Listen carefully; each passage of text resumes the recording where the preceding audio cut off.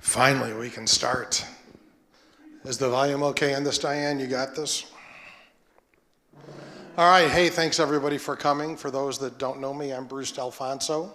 I am the president of the board here at the Colony, and we have lots of guests here that we'll get to here in a minute. But we're here to talk, the main topic tonight is about the water. And I guess I'm a good one to bring up here because I came from Illinois just 3.5 years ago, and we didn't have these issues. So I have learned a whole lot. We were fortunate that, the first half of my life with my dad who's here, we were real close to Lake Michigan, had plenty of water. And then met my wife, she lived on the Mississippi, so we had plenty of water there too. So for me, it's been an education process, and I've learned a whole lot from people in the community, people like Jan and Jane, and I learned a whole lot from these two after talking to them. So we will get into questions here. I know there's been a lot of confusion through this whole journey. Most of the confusion really centered around two different areas. Number one, what's commercial, what isn't? On top of that, the question was what's functional, what's non-functional? And really mainly Anthony was doing a lot of research on this, and he and Haley traded a whole lot of emails back and forth trying to really nail down what the situation is and what we need to be doing. Fortunately, we have with us tonight two people, and we've got Haley Munson here, and she's from Elsinore Water. And we've got Jason Martin right here, and he is from Rancho Water. And they'll be able to address a lot of your questions. Jim will be up here, Anthony will be up here. And what I want to start with first is everybody know, and we got Jan Foster on the end here from the Landscape Committee. And you all know Anthony. I'd like you two, if you wouldn't mind. Why don't you go first, Haley? Introduce yourself and tell them a little something about your background, and then Jason, you go next. Sure, absolutely. That's on. Hello. All right. Well, hello, everyone. Yes, like Bruce said, my name is Haley Munson. I am the Water Efficiency Specialist with Elsinore Valley Municipal Water District. I have been with Elsinore Valley in particular for 5 years. Overall, I've been in the water industry for 10 years. The majority of that has actually been focusing on water efficiency, water conservation. So, it's really important that we come out tonight to just provide some clarity and then answer any questions you might have as far as water savings go and see how we can continue to work together. Good afternoon, good evening. Jason Martin, Director of Administration from the Rancho, California Water District. A few of the departments that I oversee at the district are customer service and billing and water use efficiency. Been with the district about 16 years, and for at least 15 of those, I've been working very closely with the Colony.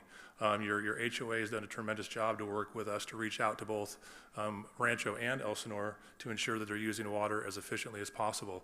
And Bruce, if you don't mind, I thought I'd start off with some statistics from over the years. And so, as you know, you've seen a transformation if you've been here a while in the Colony from turf to drought tolerant and some changes like that. Well, the Colony worked with Rancho in particular to receive grant funding to remove over 150,000 square feet of turf. This was probably about 5 or 6 years ago. We estimate that since 2016, when that happened, the Colony saved 41 million gallons of water. That's significant, and that's just one HOA, and really half of an HOA, because that's just the Rancho side, right? There's also the Elsinore side where you've also done some things.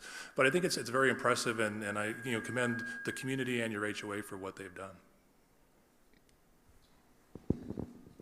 Okay, one thing I did forget to mention, there's a movie in here tonight. So we're going to go up to about 6 o'clock. We'll go to 5 after, because I didn't realize, I'm used to these Meet the Directors being out there. I never thought about having to have the 5-minute start so we could get ready for the video. So we'll go to 6:05 as we get into this. All right, you brought up a good point, and I guess I'm going to go ahead and kick this off.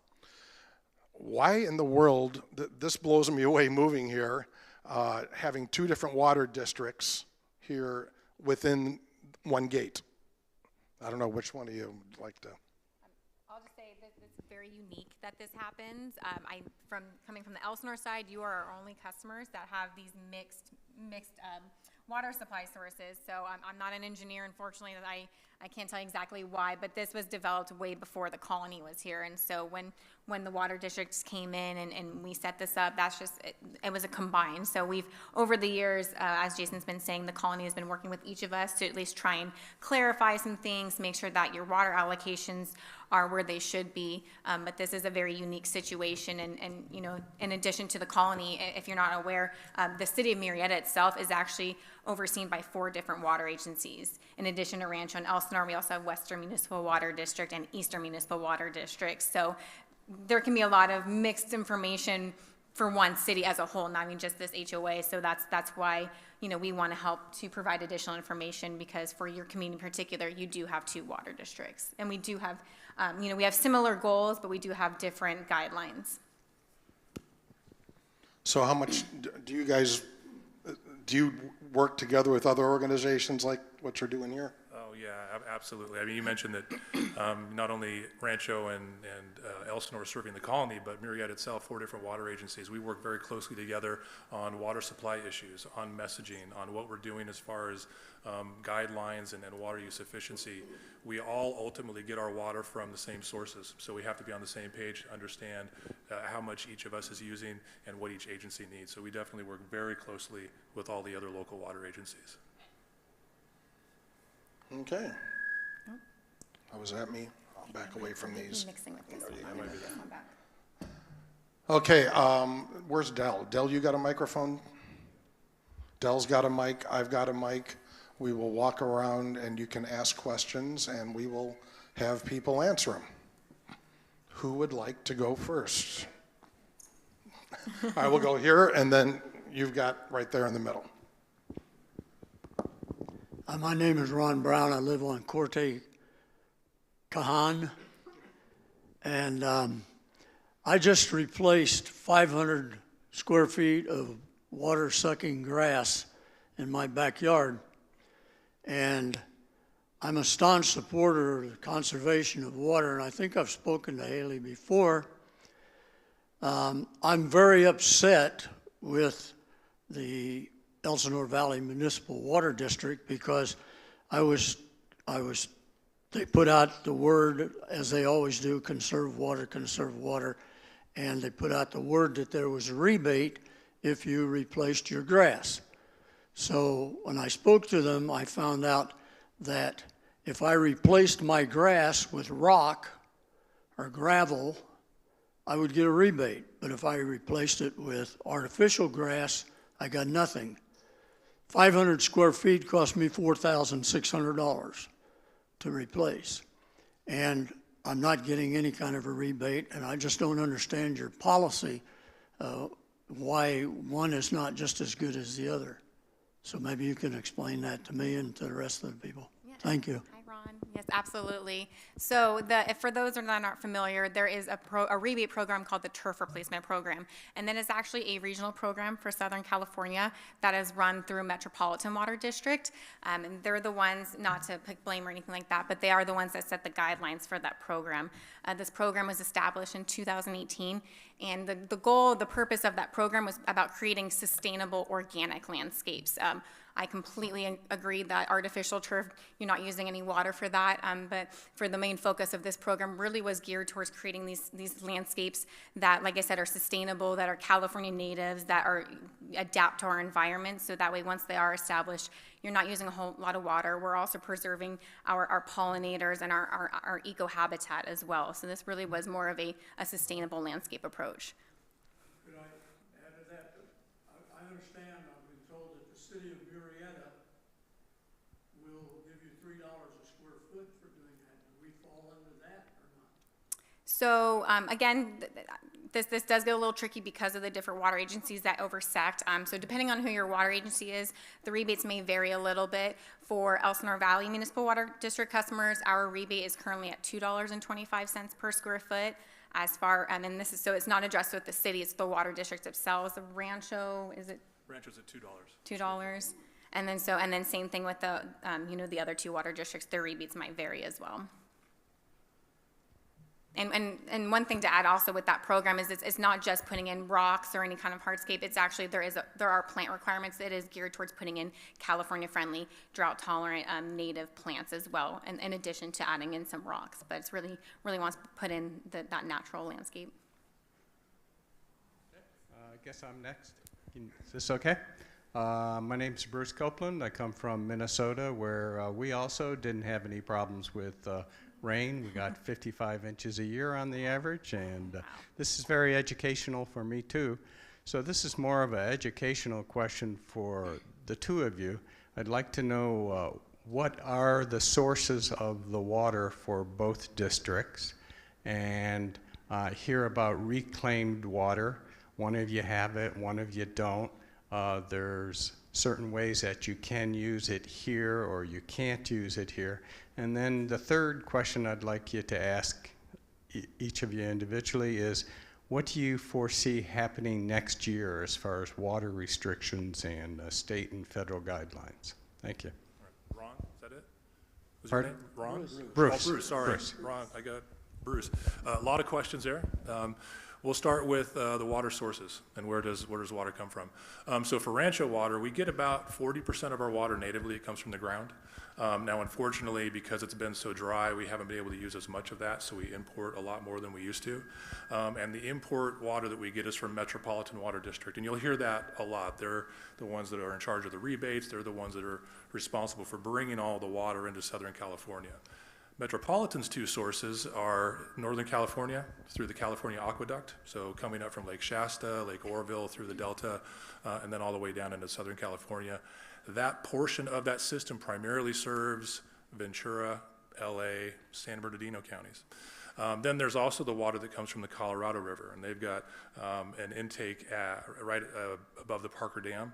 They bring that water over the mountains through the Coachella Valley and out here. That water ultimately ends up in Diamond Valley Lake, and that's where we get the majority of our imported water is from Diamond Valley. So those are really the primary sources of water in our area. I don't know if you had anything to add to that.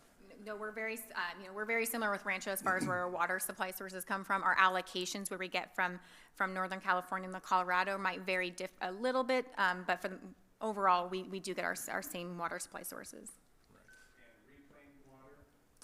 So reclaimed water, the reason that we have it here and Elsinore doesn't is it comes down to plumbing.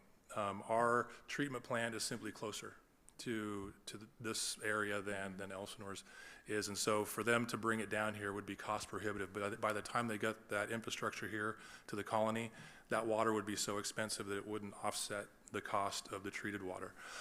There are some challenges in using recycled water in front of homes. So in a golf course setting, not so much an issue. In common areas, not so much an issue. But when you talk about using recycled water to water, let's say, your front yard, there are health code requirements where you have to have physical barriers, physical separation, annual testing, and backflow devices to make sure that that water is not going into the potable water system. And so while it's running right in front of the HOA here and feeds the golf course, it's not so easy to get it in front of the homes. And third follow-up was, what does next year look like for both of you? Oh, absolutely. So, unfortunately, we can't really predict what it's going to be like this coming winter. We've had this past winter was our third dry winter in a row. It is unfortunately anticipated we are going to have a fourth. So as far as the future, of course we do still have water to supply our customers, but we do get calls from the state as far as what we're going to be doing moving forward, whether it's going to be mandates. So as we we go through this next winter, we could see, as of right now, we have certain, recommended guidelines. By the springtime, if we have another dry winter, we could be going into mandates if the state calls for it. Yeah, and I'll just add on to that even if we had a very, very wet winter, even if we had 2 wet winters in a row where we got 200% of our normal or of our average rainfall and snowpack, that would only get us back to average. So we're well behind. That bank account has been depleted, and we need several years of really good, solid rain and really snowpack so that it melts slowly and makes its way into the reservoirs and then ultimately down into Southern California. Hi, my name is Bob Clare on Corte Fortuna, and this is directed to you, Rancho. We hear about conservation and how we should work on conserving water all the time. One way of doing that would be financial incentives, but the rate structure, at least for my water bill, the rate structure is such that it's pretty much, my bill is pretty much fixed. Every month it's $95. 90 of that are fees, which is just the number of days of the billing cycle. Depends on whether it's 90 or 92. 4 of that is the actual water use. I could double my water use and my bill would go from 95 to 99. I cut out completely my water use and it goes down to 90. That's not a very good financial incentive for anybody to say, let me help out by saving water, by saving money, if it doesn't do anything to my bottom line. Sure. So it's just an altruistic thing. If I want to save water, it's just purely altruistic. It has nothing to do with my bottom line. And I think that I was kind of surprised and shocked by that, especially coming from Riverside RPU, where my sewer bill was based on how much water I used, not by how many days I had the right of having a sewer line. So your rate structure leaves a little bit to be desired in terms of encouraging conservation. Sure, and it's a question that we get quite a bit, and the way that I like to explain it is it's what you're really paying for is the delivery system and the on-demand component of having water availability, right? That commodity part, the water, there's a cost to that, but it's really the pipes in the ground, maintaining those, turning those valves, making sure that our reservoirs are ready to provide water to you when we can. That's really where the majority of our cost goes. And if we put more of our fixed cost into that variable water rate, we wouldn't be able to maintain that system to the level that I think our customers would want it to be maintained to. When you turn the tap on, you don't have to think about it, that water flows. If we put it more into that variable cost, then we have to start making decisions, well, what do we maintain? What do we take care of? So that's why the pricing structure, at least in our area, is set the way that it is. I get it's, yeah. Hi, my name is Pam Bliss, and I have a couple things to ask both districts. Number one, I think we can probably all agree that we're in a phase now of responsible water management. So it isn't always on or let's shut it down right now. It's a matter of being responsible on our use of water and reducing any sort of excess or waste of water. Can we agree to that? Absolutely. Okay. So in this light, I'd like to ask you both some questions because I did speak with both of your districts and a couple weeks ago and asked the same question, and I want to make sure that I understand it correctly. I think there's a lot of confusion because there's a lot of usage of the words guidelines, recommendations, restrictions, as if they are all interchangeable. And I'm sure you'll agree that they are not interchangeable. Guidelines and recommendations are not restrictions. Is that correct? Correct. Sorry. You got it? Sorry, I can, speaking for Elsinore Valley, we currently do have what we call our guidelines. Those are, we strongly recommend it. Something that was very important to our board in particular was making sure that our customers have already been doing what, for many years have been saving. And if we were to make these restrictions, there are certain fees that would be associated with that, or we would have to assess certain fines. Right. So, and again, we don't want to penalize everyone for already doing what they've been trying to do for many years. So in lieu of that, that's why we have more of these guidelines that we recommend everyone follows to continue to have these water supply sources. Mm-hmm. Of course, if you wanted to water every day, you can, but what's that going to do for our future water supply? Right. So. Right, because that's basically the answer that I got from both of your districts, is that there are currently no mandated restrictions in place, but there are strong recommendations and guidelines for conservation. And Just I'm sorry, go ahead. One clarification on that. There is one restriction that's come down from the state of California, and that's that we can't water non-functional turf in commercial and Right. HOA settings. So I just Right. want to clarify, that is one Right, restriction. right, beyond the non-functional turf. Right, Correct. right. So that is one thing that I wanted to make sure that everybody understood, because I think those two words have been a little interchangeable here in the colony.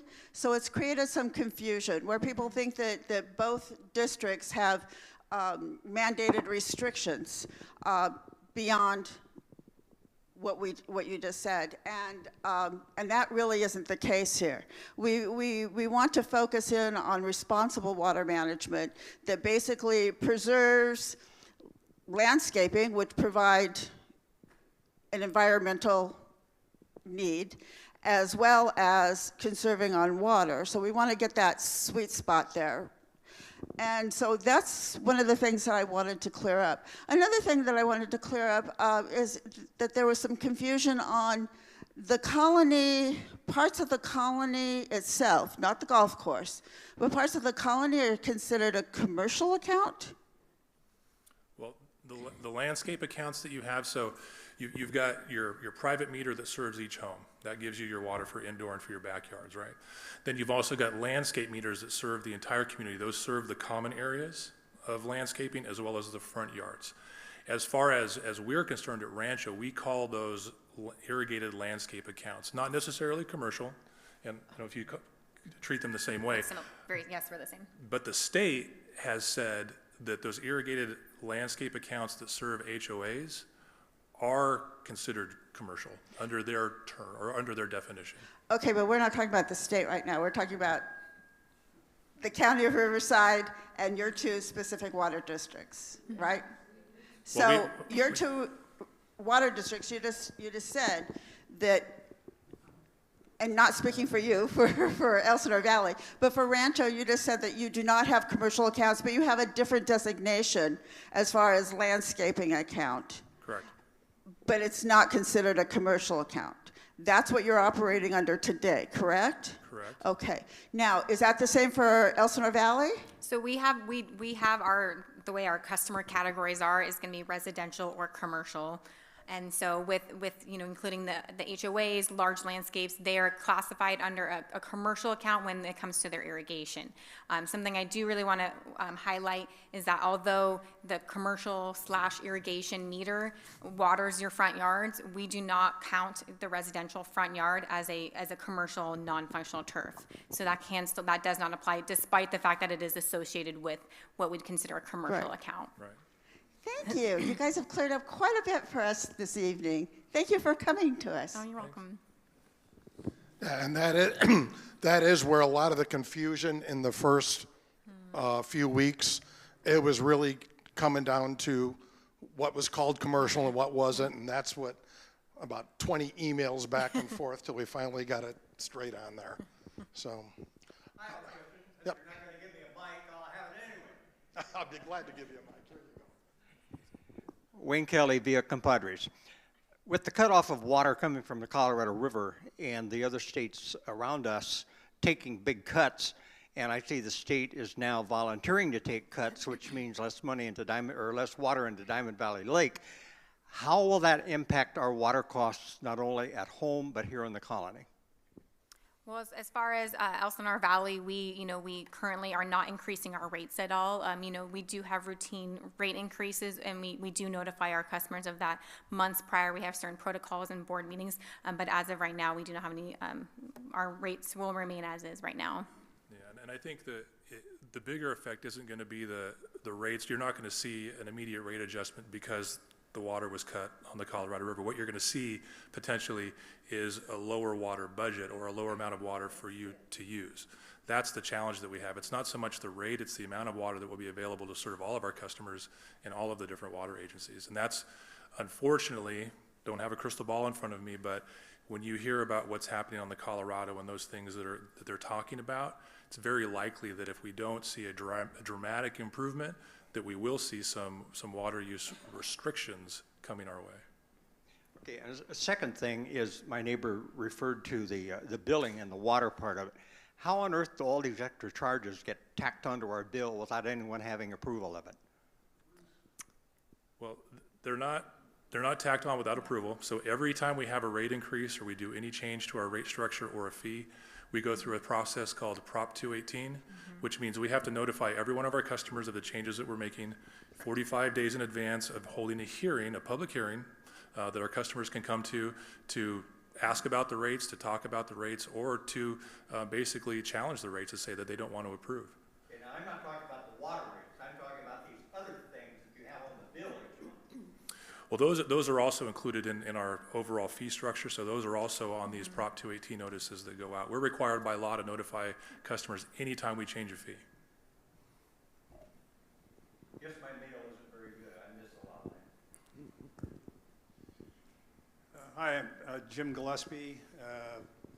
Wife and I live on Caliartino in the back of the unit. I think we were served by Elsinore. But I got on both of your internets here, sites a month or so ago. So I just wanted something you just touched on I wanted to clarify.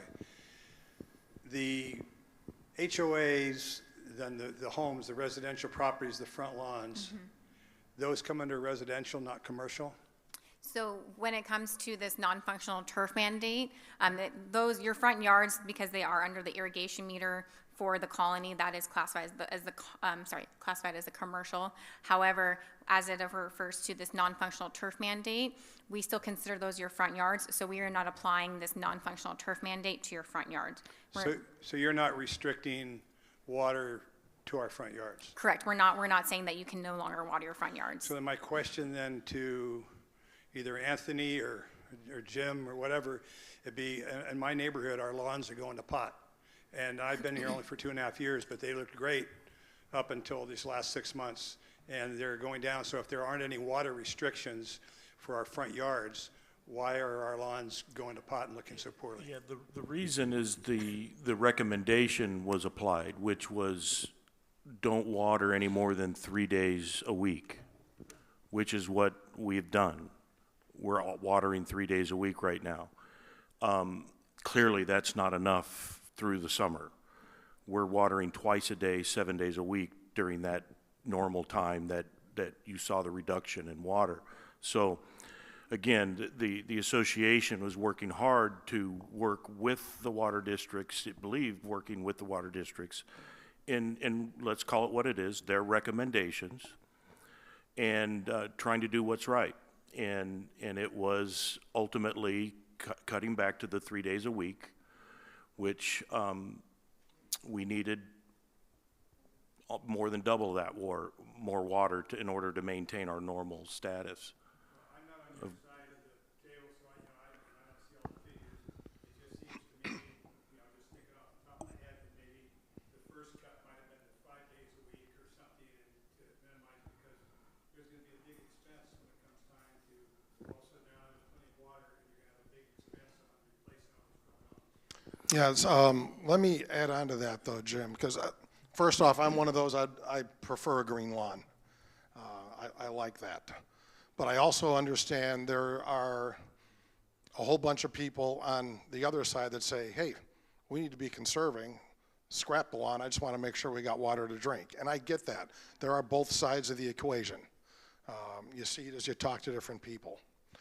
But one of the things we need to make sure that we think of going forward is what's going to happen down the road.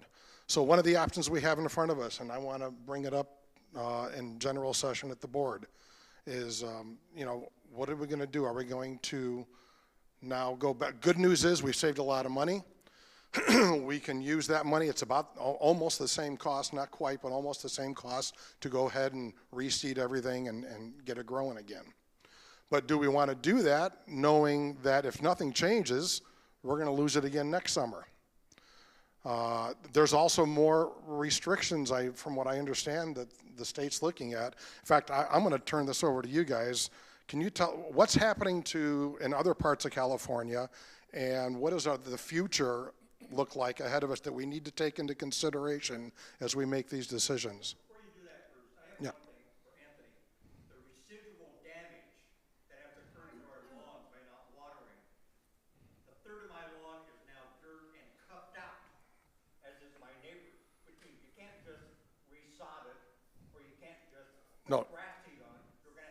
Right. We get that. Yes, I understand that. Mine's totally dead. I get it. I'm with you on that one. So, did you want me to address? Yeah, go ahead. So we're fortunate in this part of California. We're primarily served by the Colorado River. And so up until recently, we've had a decent supply there, and we haven't seen these restrictions come down that we've seen in other parts of the state.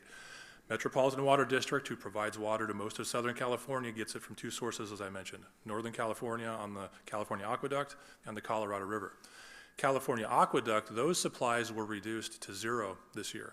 So that means Metropolitan's not getting any water from that source.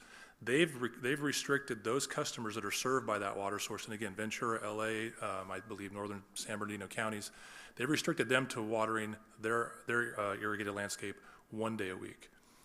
They haven't done that here yet, but as you heard, the river situation is dire.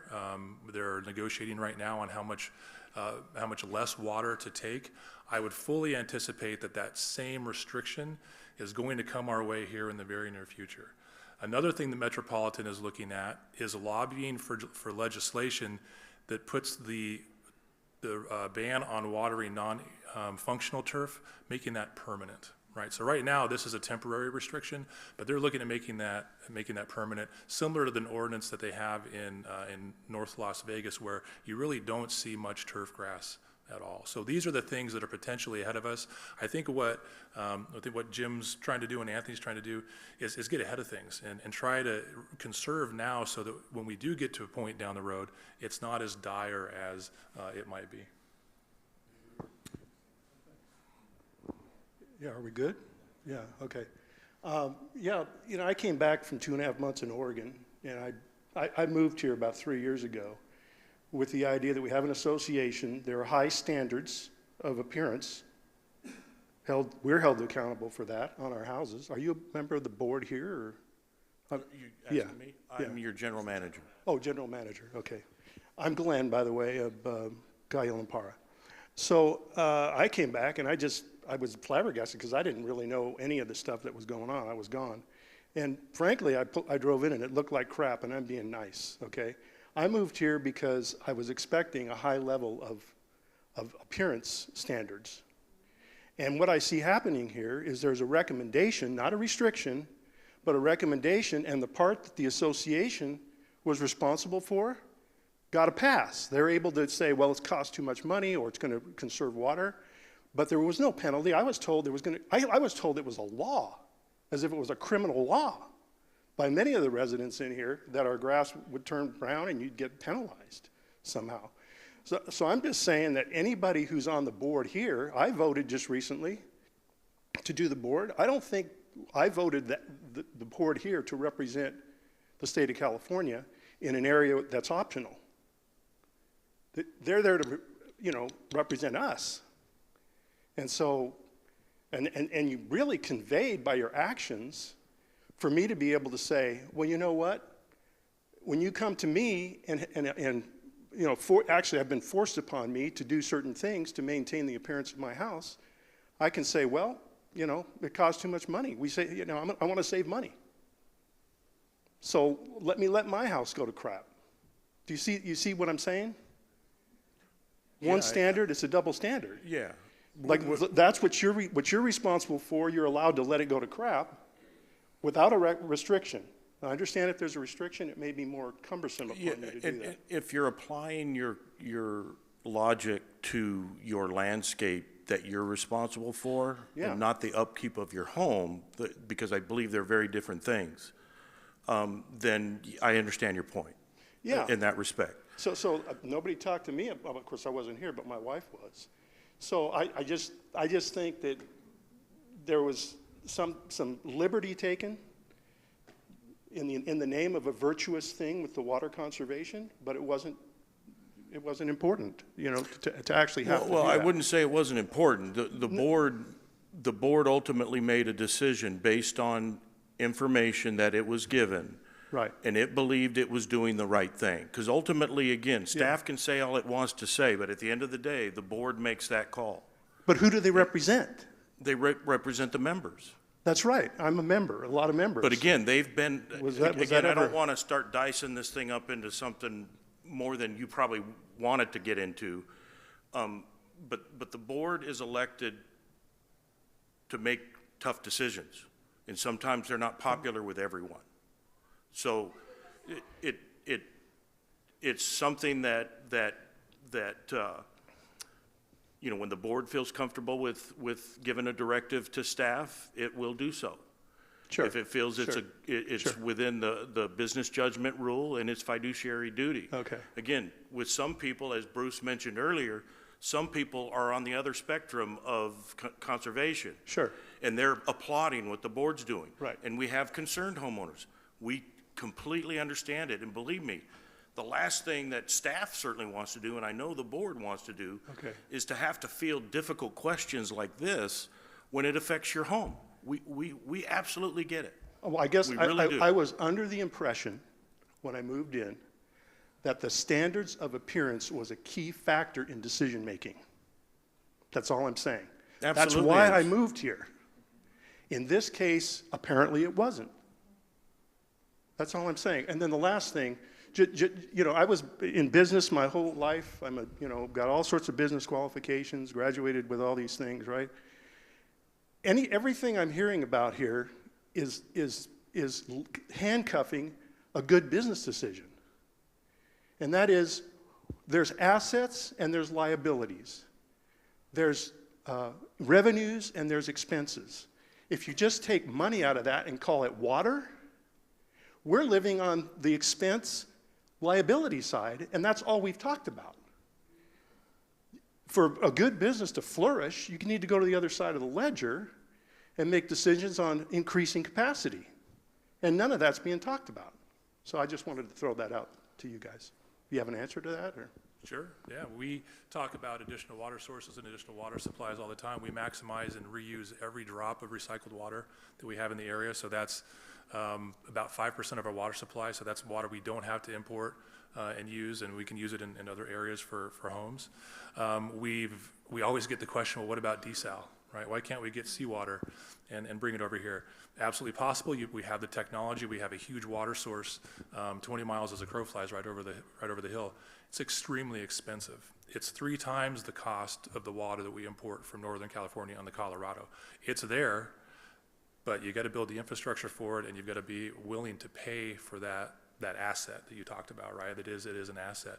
And quite frankly, the bank account is close to empty right now. You can't bring in things you don't have. You don't have additional water sources from Northern California, from the Colorado. So we're trying to be creative and maximize our groundwater and our recycled water.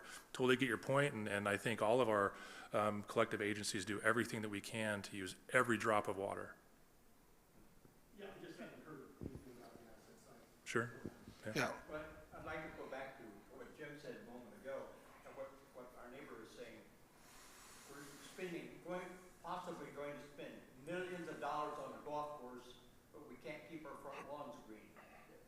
Now, that's an argument that you go both ways, and some of us voted for the golf course and some of us didn't. But those who didn't, and I didn't, I'll go along. If that's what the neighbors want, I'm with you. But I don't understand why I can't keep my grass green, but keep the golf course green. Not to mention the fact that it came out of a large monthly increase. I mean, that would, you know, we've had $15 increase, the largest I've seen since here. Well, and to articulate the question that Bruce had broached on a few minutes back, the board is going to be faced with having to make a decision about what to do, given what we're learning about the potentials of next summer. Do you spend the money to reseed and regrade and do all the things to get the yards back to where they should be? And we would use the money that was saved in what we've saved in water, certainly to go to that, which right now it's close to a wash. I don't know that it'll end up there by the end of the fiscal year, but a good portion of that would be funded through what we've saved in water.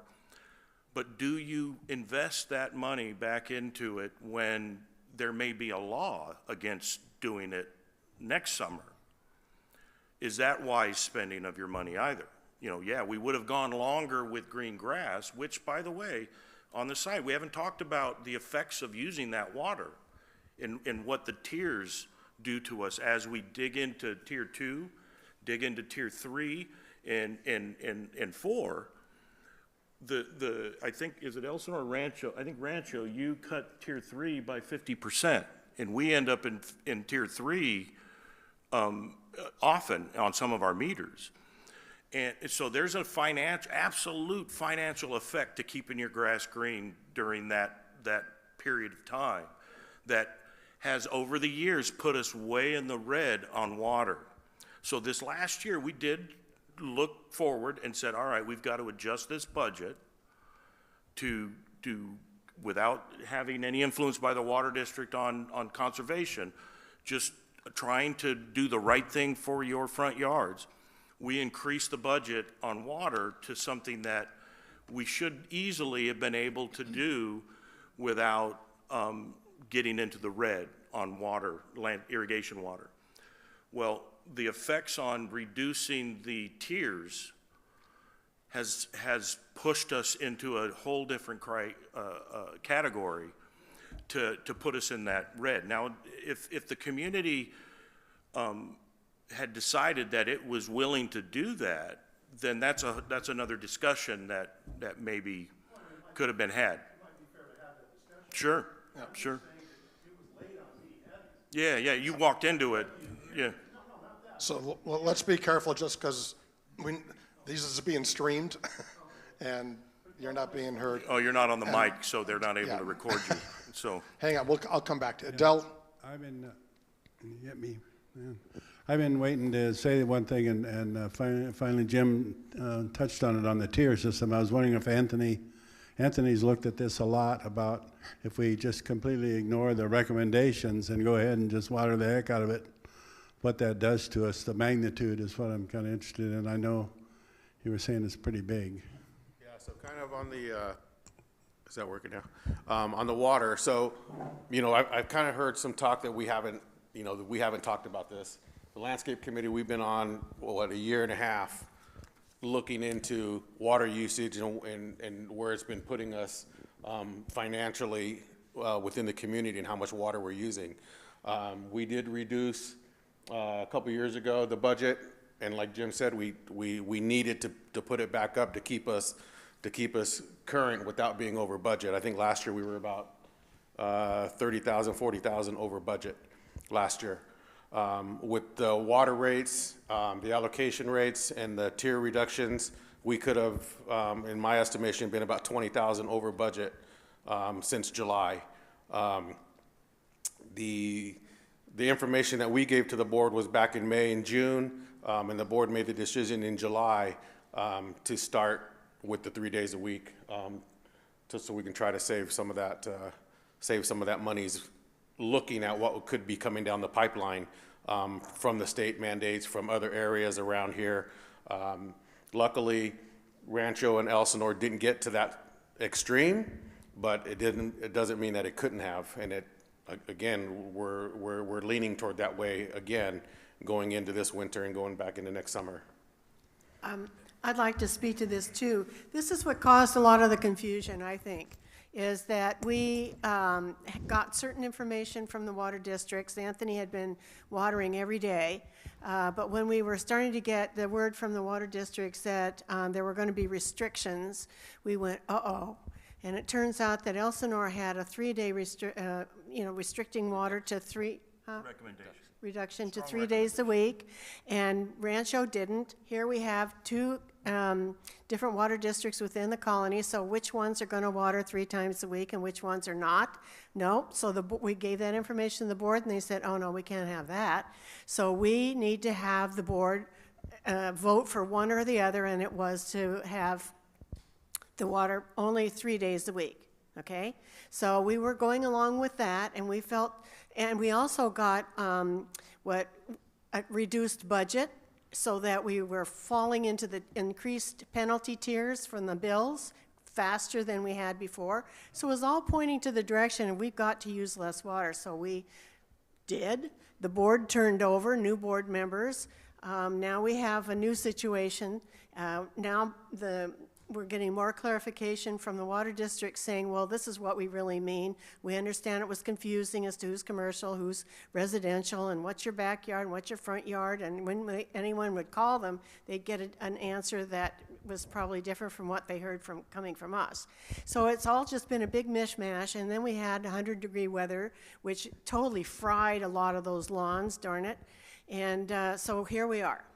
So I have to say that the Landscape Committee is really moving forward in looking at different grasses because we really don't want to have rock. We don't want to have astroturf. We don't want to have, there are a lot of things that we are working on investigating. And when we get a little more clear, we can have information to pass on to the board members so that they can make decisions as to what we should be doing going forward. Yeah, I live in Corte Lucia, and my yard really isn't bad looking. I mean, it's not, it's dry. There's a drought, and but it's not yellow and bad and dry and all that crap. It's okay. But we're going to be in a drought for the next 10 years or 20 years or whatever the hell it is. Why don't we put in buffalo grass? Whatever happened to that? It works. I see it on Colony Drive all the time, and it always looks good. Well, it does from a distance. But when you're standing there and looking down at your feet, it really does, and it looks stringy. And stringy? So we're stringy. Stringy. Kind of sparse. Oh, really? And yes. Go over there and stand there and look down there and say, gee, is this what I want in my front yard? So that is one of the things we had looked at, but we rejected it for a front yard suggestion. But there's new grass coming out of UC Riverside that is almost bulletproof, so it looks like something in 2024, at least it's an option. But we'll be researching everything. Well, That's just what I got through saying. That's just what I got through saying. Well, I think we ought to be looking at buffalo grass, artificial grass, something, not what we got. It ain't going to work. Agreed.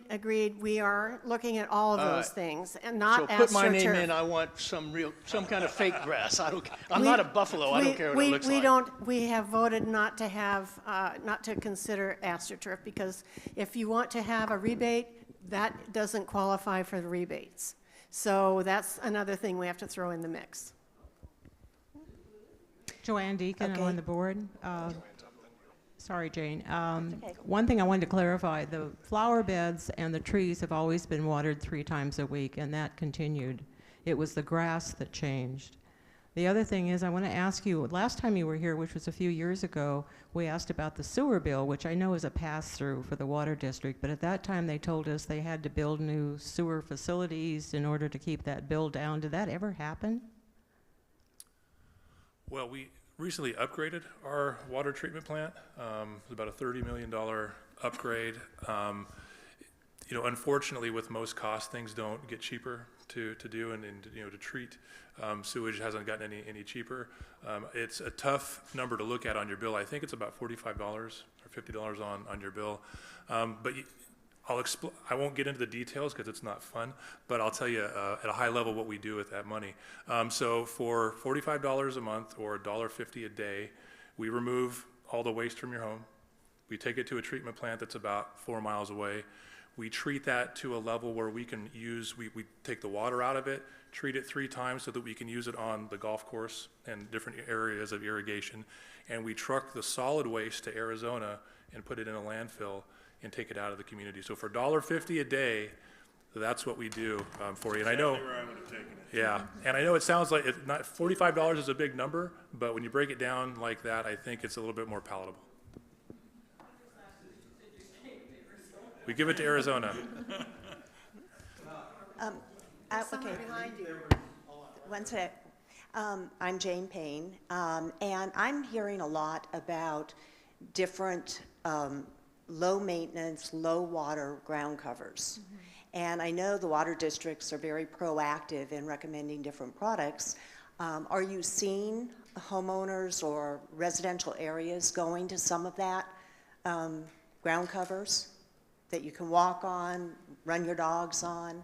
I personally, I do get that question kind of often, you know, as far as personally seeing it, no, the way that, because it is a regional program, these are actually all of the applications, those are all evaluated by an external company, but I do get that question often. You know, I was just speaking with someone earlier before the meeting, you know, the Elsinore Water District, we have what's called Carapia, it's a ground cover. We have a small, not a big portion, it's not like a replacement for grass, but we include that in our area as a drought-tolerant garden display that people can come look at. But there are different ground covers that are drought-tolerant that can be evaluated. You know, that would be up to the landscape committee, of course, to determine that. But there are alternatives to grass. One thing with the. Thank you. There's one thing with the. I don't know how to do these. Oh, they're giving She'll to turn you. it on the back. Sorry. There's one thing with the, especially within the landscape, is we have to look at maintenance-wise. So if you have a ground cover that grows and you're on a 5-week rotation, what's that going to happen in between time? So again, we have to look at something that's sustainable, something that looks good, and something that's easily maintained within our community of 1,586 homes, which, again, we're on a 5-week rotation. A lot of homeowners see the bushes and the shrubs that grow the way they do. What's going to happen to a ground cover that's near the driveway, near the walkways, near the drive lanes of the streets? So there's a lot of components other than just, you know, picking a ground cover, which at my home, I could cut it every other week or every week if I have to. On a 5-week rotation on a size this big, it makes it tough on maintenance-wise. Hi. So I noticed the time, so I guess we're running a little short here. I want to thank you all for coming to the colony, and I want to thank Anthony and Jan for your work. I know you guys are really dedicated. You're doing the best you can, whether people appreciate it or not. So thank you. But a couple things I just want to clear up and make clear for everybody. One thing is, to my knowledge and based on speaking to your things, there have been no cost increase on the tier levels other than the one early at the beginning of the year. So the tier level costs have been the same throughout the year. Number two, there are no water restrictions. There are asking other than limited for us, use. anyway, for Rancho Water, we did have a rate increase on July 1st. I'm sorry, what? We had a rate increase as well as Elsinore did on July 1st of this year. And typically that, if we do any increases, it's going to happen on July 1. Thank you. And that was overdue, right? I didn't get that information. A couple years ago. So thank you for clearing that up. There are no restrictions other than, you know, the land use thing. There are recommendations, and we should be following those recommendations. It's a matter of responsible water management, not an either-or situation yet. As I believe the board is doing, it should be having a long-term planning sessions, and they should be environmental planning sessions, not just, you know, water stuff. Although I would appreciate if the board made these meetings and discussions in public, because some of the things that Mr. Morgan was relating to us were things that I don't recall ever being discussed in a general session. So I think that that's a lot of reason why we have some frustrations and some miscommunications and things, because we were given written notices that there were water restrictions. And that's why I think people there's confusion about water restrictions, no water restrictions, what's going on. So let's try to all be on the same page and do everything out in the open and during the general session meetings. And I think that that'll go a long way in getting everybody to work for the same thing. Thank you. Thank you. What can you tell us about the aquifer? You're getting 40%, you're getting 40%. How big is it? What's the quality? How much can we take out? So speaking for Rancho, did you want to? No, I just want to make sure we've got people that have the mic that are ready to talk. You let me know how you want to run it. We'll go here. Go ahead and answer his question, Sure. and then let's stick to people with the mics. For Rancho Water, we have a significant sized aquifer in the Temecula Valley. We pull about 17,000 acre feet of water out of that every year. To give you an idea of what an acre foot is, that can sustain a house, 2 households for about a year. So it's a significant amount of water, so 17,000 acre feet. I don't know how much Elsinore takes out of theirs. Gosh, off the top of my head, I'd have to check my operations team, and that's definitely something we can, I can give you my card and we can get that information. I want to make sure I give you the right information. And then quickly, water quality is outstanding. We have to test our water system thousands of times per year, which is many more times than Nestle or anybody else that does bottled water test their water. So the highest quality and pass it. We do consumer confidence reports every year. We have to pass hundreds of different tests to make sure that it's drinkable. Yes. I'm sorry? The aquifer? Oh, it's huge. It can probably, it does not. It goes, you know where Temecula Creek is? It goes along that area. Michael French, via Marissa. I sit on the landscape committee. I've been here about 5, 6 years. I encourage you to water your lawn. I do it. If we don't, we're going to see our HOA fees really skyrocket. You can rake your lawn. It's good for you. I do that. The one thing I am disappointed in is I have Elsinore. Is I pay a fee. I live by myself the majority of the time, and I pay a flat fee when somebody with 10 people in their household pay the same fee. So I use $5 to $8 worth of water, but I pay anywhere from $60 to $80 a month. I don't agree with that. I'm a senior. We paid our dues. I don't know. I guess I'll go to the next meeting that they have and comment on that. But I do encourage you to water your lawns in the evening. 5, 10 minutes is all it takes. Thank you. All right, it's 5 after. This will be our last question right here. Well, not so much a question exactly, but about halfway through the heat wave, I realized that all the water coming out of the drip line in my air conditioner could be used to water the brown spots. And I thought maybe it was a gallon a day or half a gallon a day. During the heat wave, it was 3 to 4 gallons a day that I was collecting rather than just flooding the sidewalk, so to speak, and watered the brown spots with it. And unfortunately, that's not a year-round thing, but it's one way to conserve water. Well, fortunately, the 100-degree temperatures aren't a year-round thing either. Okay, we're going to go ahead and close this off. What I want to do is first thank our folks up here for coming from Lake Elsinore and Rancho.